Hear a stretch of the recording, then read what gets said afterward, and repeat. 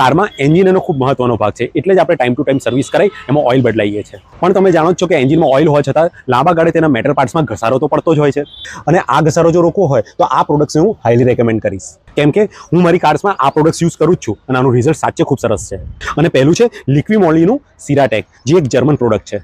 જો તમારી કાર નવી છે કાં પછી 60,000 કિલોમીટર કરતાં ઓછી ફરેલી છે તો સૌ પ્રથમ તમારે કારનું એન્જિન 15 મિનિટ ચાલુ રાખવાનું છે, જેથી તમારું એન્જિન ઓઇલ ગરમ થઈ જાય, અને પછી તમારે આ સિરાટેક તમારે એન્જિન ઓઇલમાં નાખવાનું છે, જેથી એનું બોન્ડિંગ તમારા ઓઇલ સાથે કમ્પ્લીટ થઈ જશે અને તમારા જે એન્જિનના મેટલ પાર્ટ્સ છે એના પર એક સિરામિક કોટિંગ થઈ જશે, જેનાથી એન્જિનનો ઘસારો એકદમ ઓછો થઈ જશે, એન્જિન સ્મૂથ થઈ જશે, વાઇબ્રેશન બી ઓછું થશે, નોઇસ બી ઓછો થઈ જશે, અને હા, એવરેજ પણ વધી જશે.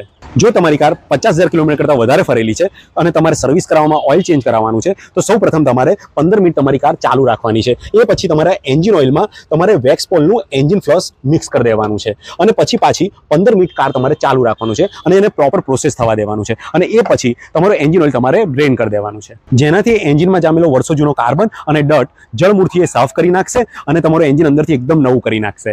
જો તમારી કાર 60,000 કિલોમીટર કરતાં વધારે ફરી ગઈ છે અને ગાડીની અંદર વાઇબ્રેશન ચાલુ થઈ ગયું છે, એન્જિનનો અવાજ વધી ગયો છે, ગાડી દબાય છે, પિકઅપ નથી પકડતી કે એવરેજ નથી આપતી, ત્યારે તમારી કાર 15 મિનિટ ચાલુ રાખવાની છે, જેથી એન્જિન ઓઇલ ગરમ થઈ જાય. એ પછી તમારે વેક્સ પોલનું ટ્રીટમેન્ટ ઓઇલ લેવાનું છે અને એ તમારા એન્જિન ઓઇલ સાથે મિક્સ કરી દેવાનું છે. પછી તમે તમારી કાર 15 મિનિટ ચલાવીને જુઓ, તમારી કારના પરફોર્મન્સમાં ખૂબ મોટો ચેન્જ તમને ફીલ થશે.